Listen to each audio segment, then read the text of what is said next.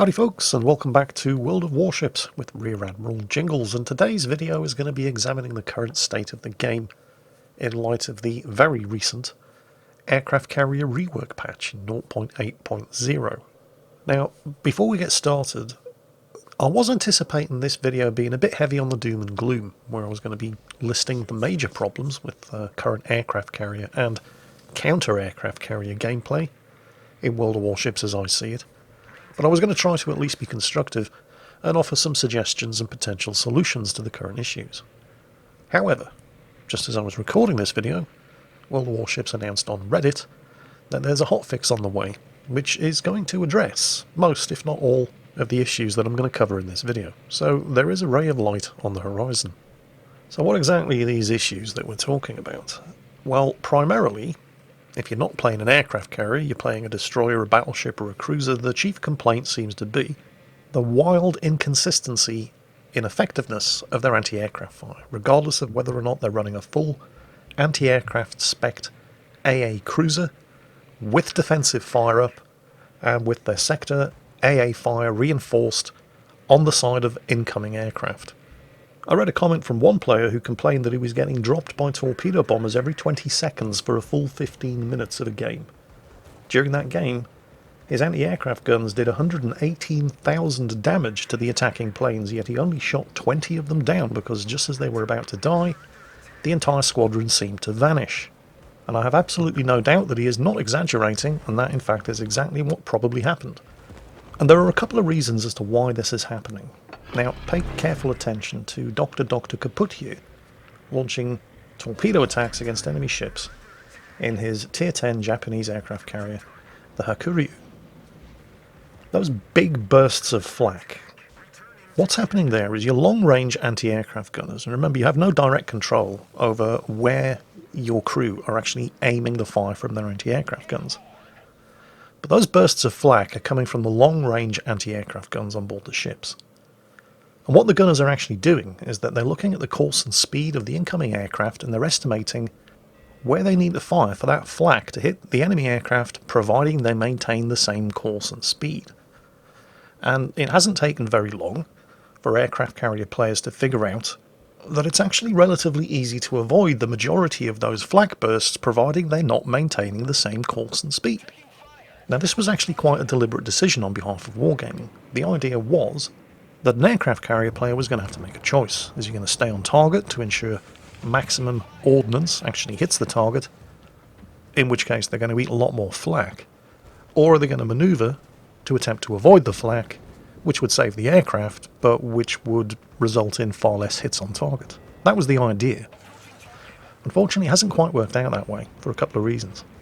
First, pay attention to the health bars of these strike aircraft. Well, not those strike aircraft, he's recalled them. We'll come on to that in a moment. Okay, so he's launching a fresh squadron of torpedo bombers. Now that they're in the air, have a look at the health bar at the bottom of the screen. Each segment of that health bar represents an aircraft in the squadron. There are 12 of them in total. Now, one of the things that's changed is that your anti-aircraft fire is actually spread across the entire squadron now. That never used to be the case.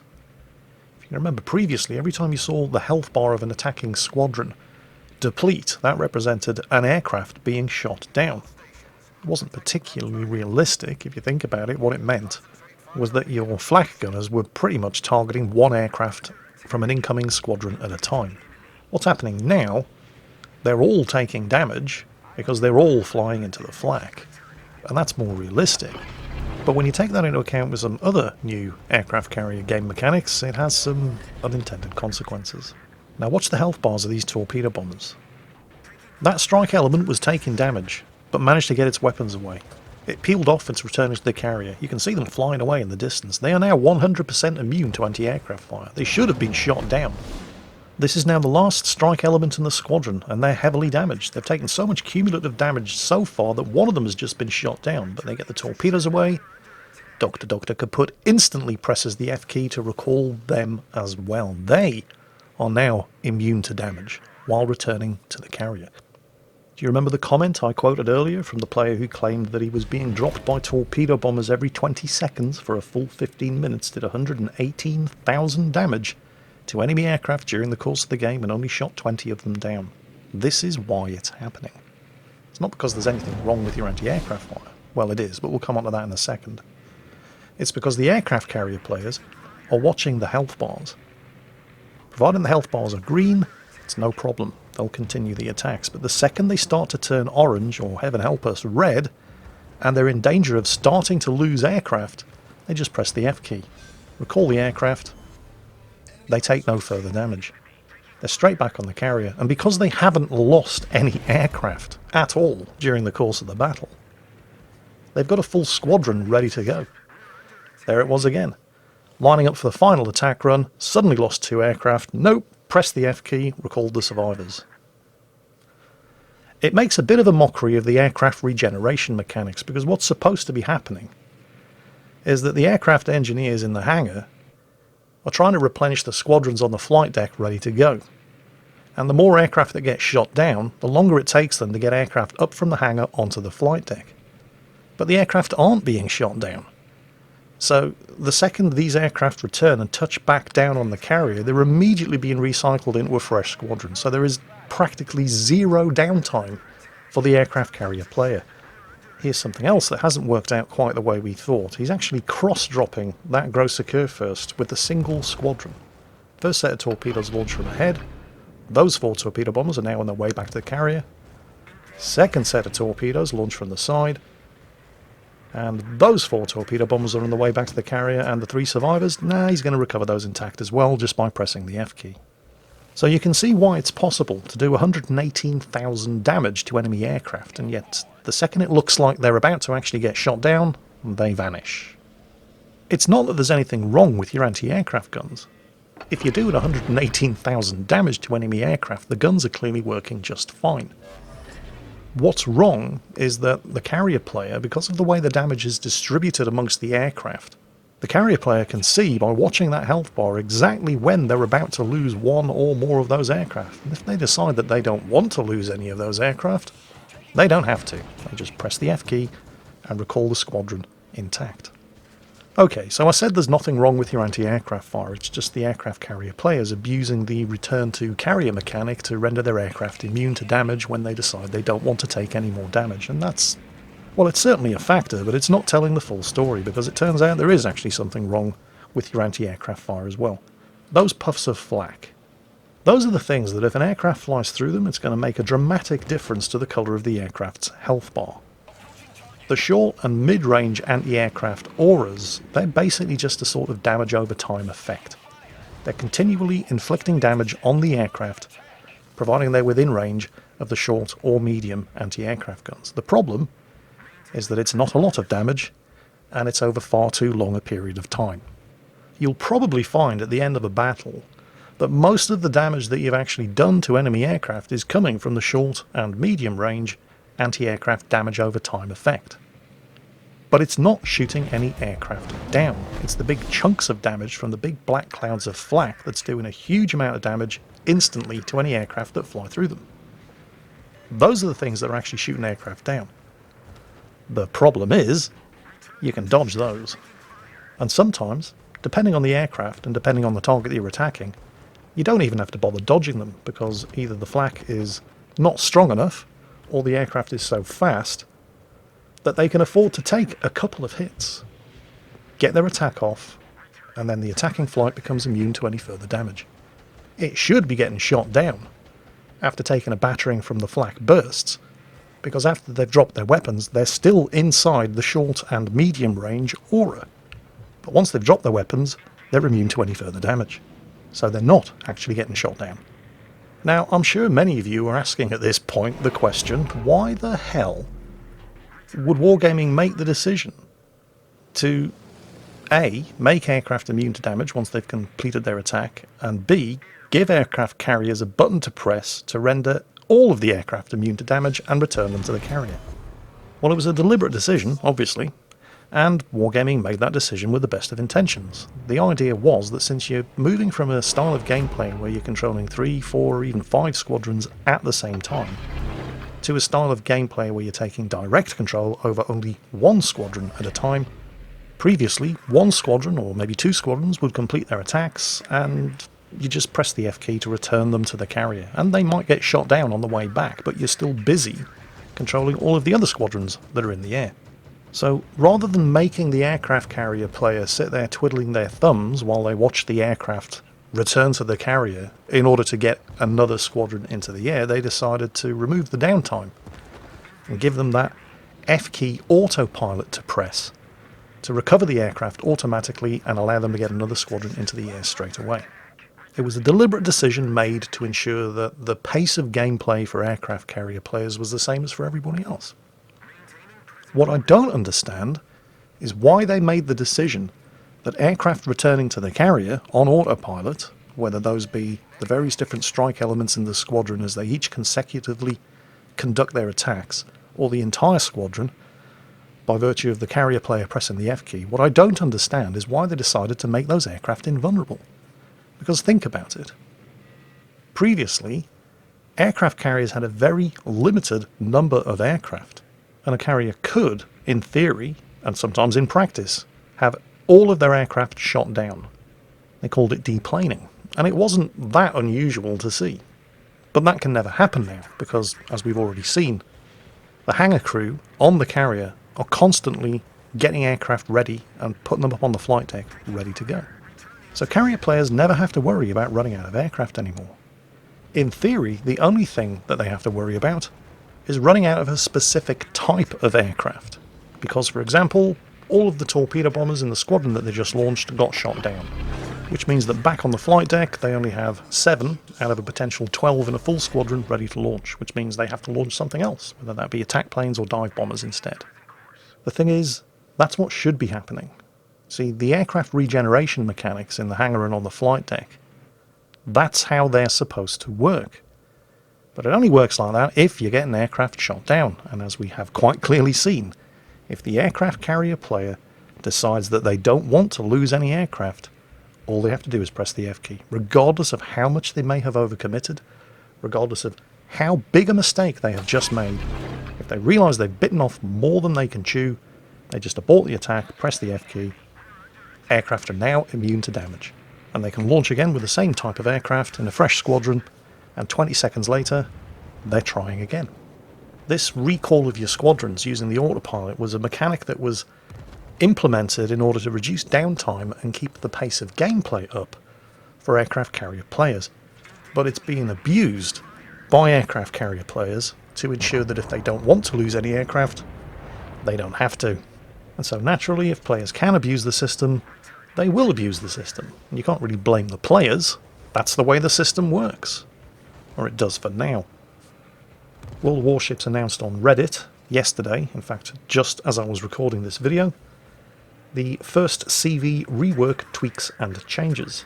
In particular, resolving the F-spam issue, when a carrier can just recall its squadron at any time without considerable penalties. They want to increase the vulnerability time for the squadron after recall, so that players can shoot down some planes before it completely disengages. So that's good news, but what about the actual anti-aircraft fire itself? Because at the moment, the only thing that's doing any meaningful damage, any damage that matters, any damage that's actually shooting aircraft down are the big flak bursts, not the short and medium range anti-aircraft auras. Well, they're addressing that too. And again, I quote, "Shift a part of damage from the flak bursts to constant damage per second. Flak bursts prove to be an interesting aspect of anti-aircraft fire. However, on the one hand, they deal disproportional amounts of damage, and on the other hand, avoiding them often results in completely insufficient damage to the planes." So they've kind of got that base covered as well, or at least they plan to. Exactly how they're going to do it remains to be seen. I don't know when the hotfix is arriving, but it's a hotfix, not a patch, so sooner rather than later. Well, we're going to leave Dr. Kaput here to his own devices. He does actually manage to do, I think, around about 350,000 damage in this game. But the F key abuse and the wildly inconsistent, avoidable, and just all-round weak anti-aircraft fire are not the only current issues, although, in my opinion at least, they're the biggest issues currently affecting World Warships since the aircraft carrier rework. There are other problems. Oh, hang on a second. Oh, that's a lot of flak. Oh, he's flying right into it. Oh, you might actually lose some... No, there it is. F key. I trust I've made my point. Well, anyway, Moving along swiftly. We're going to be staying with the Hakuryu, although not Dr. Kaput's Hakuryu for the next part of this video, because the Hakuryu is coming in for a bit of a nerf. Once again, quoting from the hotfix notes, they plan to reduce the excessive efficiency of the Tier 10 carrier Hakuryu and reduce the excessive efficiency of Imperial Japanese torpedo bombers, reduce their flooding chance, introduce a spread debuff when they're maneuvering, for example. Yes, the good old Hakuryu is definitely coming in for a bit of a beating with the Nerf bat, and when you see what happens in the next section of the video, if you haven't already seen it happen in person, you'll understand why. Alpha 3 posted this on Reddit the other day, and I thought it was both hilarious and absolutely disgusting. He did post it with a warning, and the warning was, if you find yourself in a Tier 10 battle with a Hakuryu on the enemy team, and you suddenly find yourself sailing along, minding your own business, when suddenly, at extreme range, you spot a squadron of Hakuryu torpedo bombers, which then instantly disappear. Start turning. Because what you in fact saw was the final set of torpedoes being dropped. A Hakuryu with a full stealth build and the 8-kilometer range torpedoes can do this. See the Izumo up ahead? He can't see the torpedo bombers. Not yet. There goes the first set of torpedoes. Second strike element. Diving down to attack position. Second set of torpedoes away. It's only now that the torpedo bombers are spotted. Flak opens up, and now they're gone. So they were only spotted for a couple of seconds. Far too short a period of time for Flak to have shot any of them down. And they were visible for such a short period of time before they'd completed their attack that the Izumo captain himself may not even be aware that they were there at all. And even if he had seen them, all he saw were a bunch of torpedo bombers at extreme range who started taking anti-aircraft fire and then disappeared. So, nothing to worry about, right? Yeah, not so much. He just ate 10 torpedoes. And this is not the only time Alpha 3 has done this. He's posted multiple examples on YouTube. And if you thought that was disgusting, and it is, trust me, you ain't seen nothing yet. This is iChase, again in the Hakuryu. You may have heard of iChase, plays on the North American server. He's done the occasional World of Warships video. I'm not going to show you the whole battle, because it's quite frankly sickening. Instead, if you want to see the whole thing, I highly recommend, I'll put the link down below in the video description, that you go and check out iChases' Flying Shimakaze video, because that's basically exactly what we have here. Now, unlike Alpha 3 in the previous example, who went with a full stealth build, the only thing that iChase is concerned with here is speed. He sacrificed absolutely everything just to ensure that his torpedo bombers are as fast as humanly possible and replenish as quickly as humanly possible. Now, in the previous example of the stealth torping that Alpha 3 demonstrated, there was at least some kind of skill going on there. Not a huge amount. It was mostly to do with the range of the torpedoes and the stealth of the bombers. But there was at least some element of skill and sneakiness. iChase's tactic with his flying Shimakazes here, not so much. He is not even aiming these torpedoes. And because he's not spending any time aiming them, he's just spamming the torpedo drops, moving on to the next flight, spamming the torpedo drops, moving on to the next flight, spamming the torpedo drops, and then pressing F to recover all of the aircraft intact. He's spending the minimum period of time inside the anti-aircraft fire, so he's not getting any of them shot down. And despite the fact that he's not even aiming the torpedoes, he's just flooding the target area. This is why they call it the Flying Shimakaze. Do you remember what the Shimakazes used to be like with the 20-kilometer range torpedoes? The infamous wall of skill. Yep. That is exactly what he is doing here. He's not aiming at anything. He's just flooding the area with torpedoes. And he's doing it every 20 seconds. Because he's not losing any aircraft while he does it. And of course, if it looks like he's in any danger of losing any aircraft, he just recalls the squadrons. Because he has to keep the flight deck fully stacked with torpedo bombers at all times. Maybe every now and then he'll have to launch a squadron of 10 or 11. But that's fine. The point here is you just keep the torpedoes coming as quickly as possible. Now, what's this doing to the enemy team? Well, for one thing, it's scaring the shit out of them. I mean, it was bad enough when you had a couple of Shimakazes on the enemy team, spamming a wall of skill at you every 2 minutes, but this is happening every 20 seconds. So there's that. But it's also forcing them to maneuver all over the place to avoid the torpedoes, even though they're not aimed at anything in particular. Because that's the thing, you never know whether he's aiming at you or not. Well, the secret is he's not aiming at anybody. So while they're all maneuvering to avoid his torpedoes, let's not forget, this isn't iChase alone. Against 12 enemy ships, there are 11 other players on his team. Even though one of them's already been sunk, okay, so there are 10 other players on his team. All of those enemy ships maneuvering to avoid this wall of torpedoes are giving broadsides and making themselves big, fat, juicy targets to all of the other ships on iChase's team. There's actually a whole bunch of things happening here at the same time. I mean, he's not just spamming them with torpedoes. While he's dropping the torpedoes, he's also spotting them. And while they're maneuvering to avoid all of the torpedoes, they're not just getting shot at by the rest of iChase's team. They're also not playing the objectives. The only thing they're playing now is Torpedo Beats, a game of fun and RNG for all the family. Now, the enemy carrier isn't taking this lying down. Don't forget, carriers now have the fighter consumable, which they can drop on a location to summon a squad of fighters to patrol it, and the enemy carrier is doing exactly that to try to protect the rest of his team. But remember, iChases spec'd these torpedo bombers for speed. You can see the fighters up ahead. He's flying right through them. He's flying right through the fighters, he's flying right through the flak, because with the speed boost up, 1, he can outrun the fighters, and 2, he's spending so little time in the flak that he's not really getting anything shot down anyway. This should be suicide. All of these enemy ships are so terrified of his torpedo bombers, as well they should, that they've barely left the spawn and they're all clustering together in an attempt at mutual protection to bring all of their anti-aircraft fire to bear at the same time at this one squadron. But because the squadron is so fast, and because the aircraft are only vulnerable for such a limited period of time as they drop down to attack, release the torpedoes as quickly as possible, they're not bothering to aim the things. That would take time. You might get shot down while you're aiming them, and then the torpedoes are gone. They're instantly disengaging, and he's doing it again with the next element, and then the next element, and then the entire squadron is disengaged. And then he's back on the carrier, and doing the whole thing again, very, very quickly.